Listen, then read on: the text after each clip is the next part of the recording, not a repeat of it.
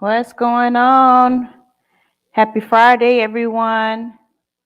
Hope you're doing well.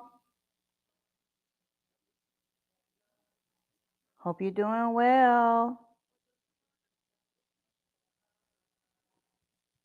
Let's get it on this fabulous Friday. Hope you're doing well. Hope you're doing well. Let's get it on this fabulous Friday. Hope you're doing well. Let's see. Hope you're doing well. All right. We got some news for you. There was an article that went out on yesterday. Let's see. There was an article that went out on yesterday, guys, that talks about the Atlanta Fed deems metro area housing market unaffordable. And I'm going to bring that article up in just a moment. These are just some of the tip of the iceberg things that I share, but I'm definitely going to share this article with you on today so that you can see exactly why they say that the housing market is unaffordable. I already knew that. I already knew it. And here's the thing: a lot of times when you see stuff like this, um, you're gonna find a lot of people that's probably gonna purchase a house that they're not even really financially qualified for. And this goes right back into a recession. I just pray that it doesn't that things doesn't happen the way that it did back in 2008 2009. So I hope you can see my screen here that there was an article that went out on yesterday that said it's official. Atlanta Fed deems metro area housing market unaffordable. Look at this. Read it for what it is. Metro Atlanta has been trending in this direction for a while, and now it's official. The local housing market is what I'm talking about, because now the average home right now, you cannot afford it if you are only making maybe $40,000 or $50,000 a year. In the housing market, the average housing price for a house is 300, 350, even for a brand new constructed home. Guys, I've been talking about it at least probably maybe like a year. Like, nobody, okay, don't listen to me. But you see, some of them may not be qualified right now, because guess what? Your salary only is X amount of dollars, versus having to buy a house is going to be about $300,000, $400,000. Now, when you think about how to, I'm gonna turn this music off that's in my ear. Um, this is very critical info. No, that's what I talk about, to find something else in order to for the other portion of your income, guys. This is what I'm talking about all the time. And now, there's an article out about it. There's an article about it. The housing market is on a and now I've been seeing this for months now. I've been it reads. Hopefully you can see my screen. It says the designation is according to the Federal Reserve Bank of Atlanta's ownership affordability monitor update. All right. It says, what does unaffordable? Hold on. What happened here?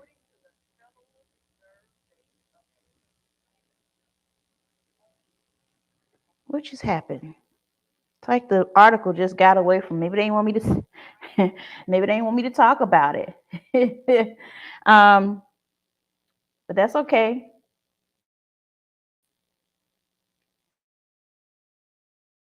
That's all right.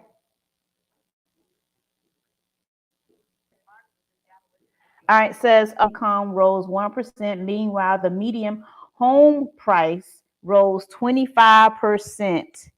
All right, so it says the article is for subscribers only. Y'all want to subscribe, but guess what? I'm getting ready to read this right now. It's on my phone. All right, so it says, what does unaffordable mean? Exactly. It says the Atlanta Fed considers a number of data points in its calculation, including incomes, home prices, and interest rates. Let me see. Let me scroll down here so you can see the actual. Um, Exit out of this so you can actually see the article title. Prices and interest rates. Basically, the annual payment for the median price home in the Atlanta, Sandy Springs, Alpharetta, and metropolitan statistical area now costs more than 30% of the local median income. Wow, isn't that something?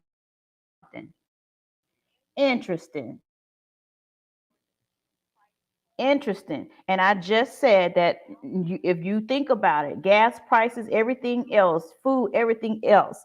Guess what's guess how much I'm saying that's being taken away from your income every single day? 30%. 30%. I said this, 30% of your income is being snubbed away from you every single day. Every single day. Every single day. All right, so it also says that the latest home ownership affordability monitor update, which cites CoreLogic home price data and U.S. Census Bureau income data, accounts for data from the month of January. Metro Atlanta median income is less than 73,500, and the median home price was roughly 350,000. So basically, what they're saying, Metro Atlanta median income is less than 73,500. So imagine that's probably maybe like your top individuals that's making that amount of money, guys. Maybe very few, probably less than 1% or 1% is making anywhere over 75,000. Um, income. I mean, there may be some that makes more, but the average person with the average jobs, that the average people are working, they're making less than 73,000, unless you have, you have some side things that are going on that helps add to that number. But my question is, even with that, with side hustles, that means you still have to work your regular job, your main job, which that might pay you 50,000 or 40 for some, 40,000, 45 or $50,000 a year, maybe some 60. $1,000 a year, but still, even with a 50,000 or 60,000 year salary, is not that affordable. It's not going to deem me affordable for a median income price home at $350,000. Like, seriously, you have to be making at least six figures or more to be able to qualify for a 300, 400, $500,000 home. And this is what I've been talking about for months. And people don't listen. They don't listen. And then again, I just said last week, a couple of days ago, that now since we have inflation and the gas prices, guess how much money is being snubbed away from you on a daily basis? 30%. 30%. So this is why I'm always encouraging people to learn a skill set, learn something that's going to help you outpace what you're seeing in this article. Let me finish reading the article a little bit. It says over the past year, median income rose 1%. Median income rose 1% per the monitor. Meanwhile, the median home price rose 25%. What's more, the interest on a 30-year fixed rate mortgage in the metro area rose from 2.7 to 3.6%, according to Freddie Mac and Moody's. Affordability has been on the decline since the beginning of last year, according to the Monitor, but this is the first time it rated Metro Atlanta's housing market as unaffordable. The Monitor provides monthly reports dating to January 2014. At the national level, the Monitor shows data during dating to January 2006. Affordability across the United States is at its lowest since November 2008. So, what does this mean? All right, this is what I've been talking about for months. Now, this is the thing. You are still have people that are looking for homes.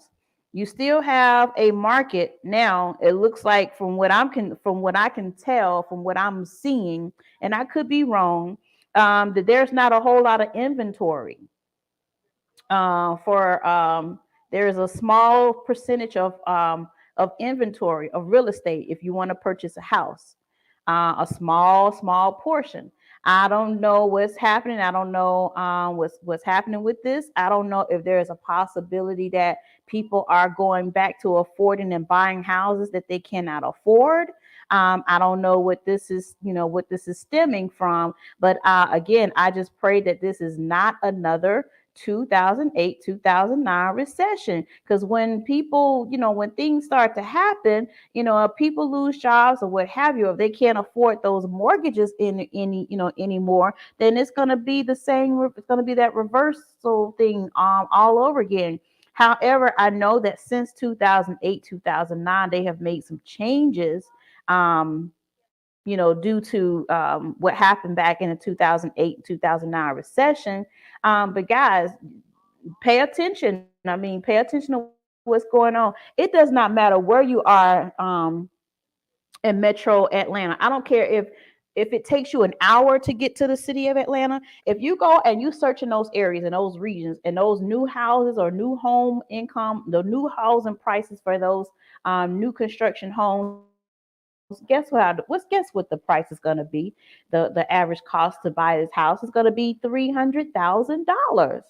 And it's not going to have much land. They're going to be sitting on top of each other. They're going to be about 10 feet apart. Houses 10 feet apart of space. So that's just, that's where things are right now. I don't know if they're planning to make things much more affordable for people who want to buy homes. It's just that I saw this article and I felt that it was very, very important to talk about. So, with that being said, I just wanted to share this information with you on this live, guys. If you have any questions, if you want to know more about cryptocurrency and the binary option space and forex, please make sure you reach out to me.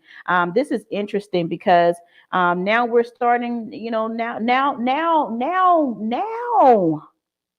you see what's happening. Now you see this is true. Now the feds are finally admitting it, and it's been happening for a while now. I've been noticing this probably over a year now. And I live in the city of Atlanta, so I'm very I pay attention to I do my best to pay attention to what's happening around me and the surroundings, and I do my best to work towards counteracting that. This is why I feel like so deeply in my heart that um, you definitely have to have other streams of income. And I don't know if they're going to change it. I don't know if they're going to fix it. I don't know if they're going to keep it the same. I don't know if jobs are going to offer more increased pay, more percentages of pay on people's paychecks. I don't know. That's I just don't know. If not that, and you think about um, I think about also for those who can't afford houses, pay attention to apartments. Apartment rents. This is also another thing, guys. Apartment rents. Now, apartment rent is probably more than just a regular house. So a lot of people say, well, if I'm gonna do that, then I'm gonna get a house. Then I'd rather get a house and pay that much for a house. Think about it now. This is where you got to get smart. Okay. Now, I don't know if I should play devil's advocate or what I should play here. But think about it. Okay, you purchase a house, it's $300,000. Maybe your mortgage may be 25 or 2,000. Just depends. Everybody's credit situation is different. But you get something that's maybe 2,000. Maybe your mortgage may be 2,000, 2,300, 2,500. Let's just say roughly 2,500. Now you have apartments that when you go into an apartment, you might maybe for a one bedroom apartment now it may be 18, 1,700. Trust me, I moved. I was in one that was like it was considered luxury. It was 1,600 a month, and at first when I moved there, it started off at 13, and then it grew. It was a brand new apartment complex, brand new. I was like one of the first ones that was there. And I was paying 13. That 13 grew over a couple of years to 16. Here is now I'm paying 1,600 for this little small square foot place. I like the fact that I have concierge. I don't have to take my trash in. I don't have to do all that with my trash. I sit it right outside my door. They come and get it. I had access and percentages access to some of the amenities in the neighborhood. But then another thing is I still had to pay for storage fee. Now this complex that allows you to you could pay for it. They had storage fee. They had storage areas inside of the apartment as well. So if you instead of you having to go and take your stuff all the way somewhere else, they give you the option that you can put store your things in there because you can't fit everything in a one bedroom. I came from I having a lot of stuff now, having to condense everything to this space. Now, granted, some apartments go if you want a 2 or 3 bedroom. If you got kids and you have to have more than one bedroom, you have to have two or three. Then guess what? Those rents can go all the way up to $2,500. And you're saying, well, if I'm gonna pay for a $300,000 house, my mortgage payment is 2,500. I might as well go with a house, right? But sometimes if you're not ready for that, if you are not ready for that, that could get you into a mortgage where you can get stuck with it unless you do some other things, unless you get really, really creative. Um, but where you gonna stay in between that time? So if you want to use your house for Airbnb, where are you gonna stay? So these are things that you got to really strategize. You got to think about that, and then you got to think about the storages. Think about that. You got a lot of apartments being built because everybody cannot afford a house, so they're having to move into apartments, which you still have to buy storage. Now you got a lot of storage areas being built. Check me, y'all. Check me out. Check me out, hear me out. If you live in Atlanta or maybe other places in the US, you're finding more storage places being created and built. You're seeing a lot of storage buildings, tier level, 3, 4, 5 level storage buildings being created. Why? Think about that. Think about that. Your average income, your earned income is not allowing you, is not affording you the affordability to purchase a 300,000 or $400,000 or $500,000 house. So you either rent. You might be able to find some houses to rent, but I don't know the inventory on them. I don't know if there's even enough inventory for that. Okay. But anyway, this article was very, very interesting. And where I got it from the Atlanta Business Chronicle, guys, that talks about this official, the Atlanta Fed deems metro area housing market unaffordable. And they just, I mean, now they're realizing they've been seeing this creep up for a while. And I know I've noticed it for over a year, that this has been happening. So I couldn't pull it up on here because you had to have a subscription, but I was able to read this article from my phone because it also came to my phone. But they're saying the median income only rose 1%. The median income only rose 1%, but the home median price rose 25%. You go and you look at the usdebtclock.org, and it'll tell you what the median house income, or how median house price is. It's 394,000. Guys, it was just 366,000 a couple, maybe 2 or 3 months ago. Now the average median house, Go, go, go to usdebtclock.org or Google it. It's right at 390 something $1,000. Now it may have rose, it may have gone down, but I can remember in a short period of time that it went from 360 something thousand up to 30 additional $30,000 in a matter of months.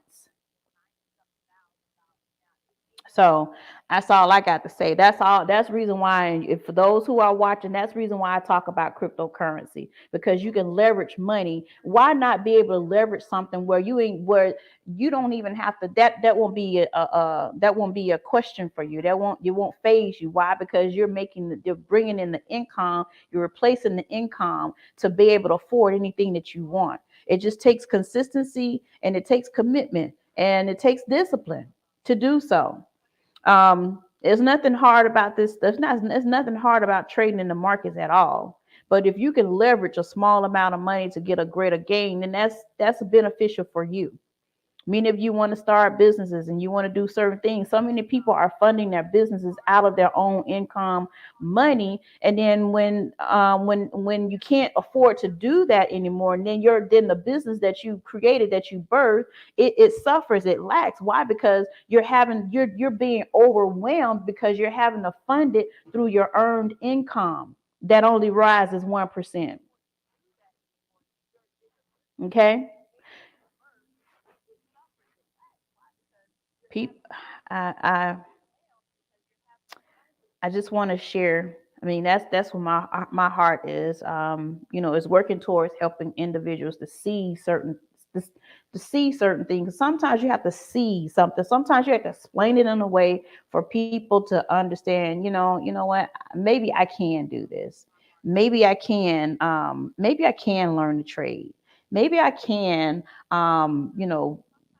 Work to do residual income. We want to teach you how to be in that top 5% that control 95% of the world's wealth. You got a lot of people that's in that 95% pool, and they're not even touching 5% of the world's wealth. Let me tell you, the cryptocurrency market within itself is probably like a 1 or 2 trillion a day market. The foreign exchange market is anywhere between a $7 to $9 trillion a day market, which means you have access to trillions of dollars on a daily basis.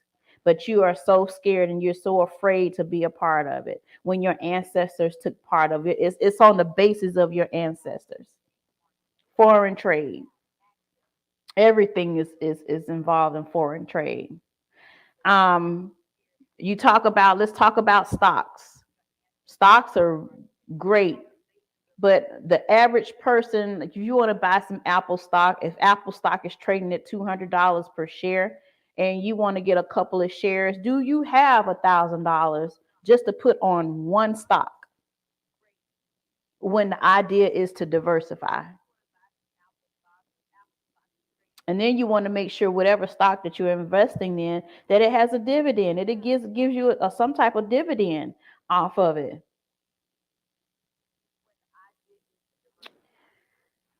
All right.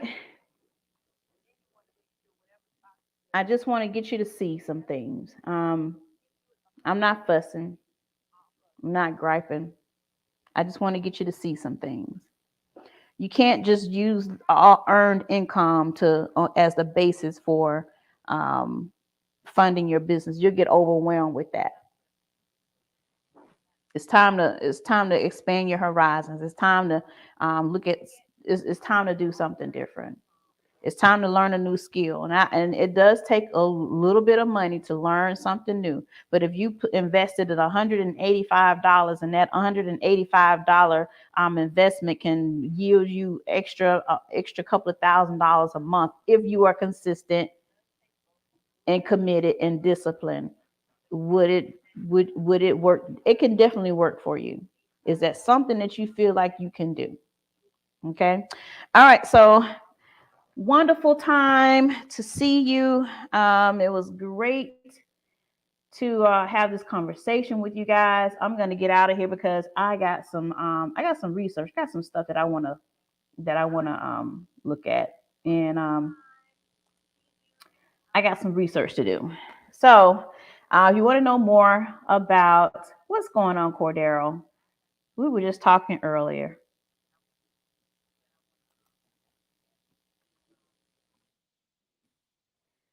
All right, so we were just talking earlier.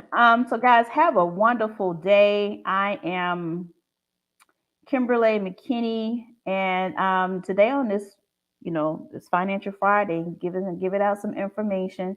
I definitely probably won't show the platform. Let me see, maybe nah. I mean, if you have any questions, you can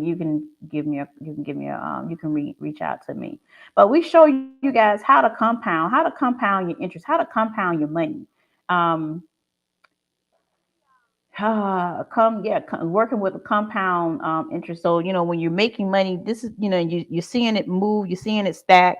You know, we encourage you to take out some of that money, take out some of it, touch it, feel it. We want you to touch it and feel it to know that it's real. Touch it, go spend it on something. I don't care if it's uh, a cologne, a perfume, bottle of cologne. Just know, man, I got if you're the kind of cologne or perfume that you wear, if it costs $100 and you was able to make $100 in the market or more, take that money out and say, man, I didn't even have to pay for this perfume or this cologne with my own money. I got it by just by trading in the markets. If you say, man, if you made $200 or $300, or even, I don't care if it's $50 in the market today, take some of that money out. I don't care if you buy yourself a $20 meal. The fact is, you didn't have to pay for it. You didn't have to. You didn't. It didn't come out of your earned income money. Guess what? You got it out of the markets. That's what I want you to see. Anything that you do, you can get it out of the markets. Let the markets pay for that. All right. All right, guys. So have a good one. It is Friday. Have a wonderful time, a wonderful weekend. I hope you got some great plans for the weekend. Make sure you reach out to me over the weekend if you want to learn more about trading, investing, and knowing more about this old financial markets. Definitely reach out to me. I am here to help. I am here to assist you. But again, go back and for those who are just hopping on, go back and watch this video again, because I talked about how the Atlanta is now deeming that the market is unaffordable. The housing market is unaffordable, and this is based on no the very very low income rise 1% of people's income. Okay, all right. So have a great day, and I'll talk to you soon.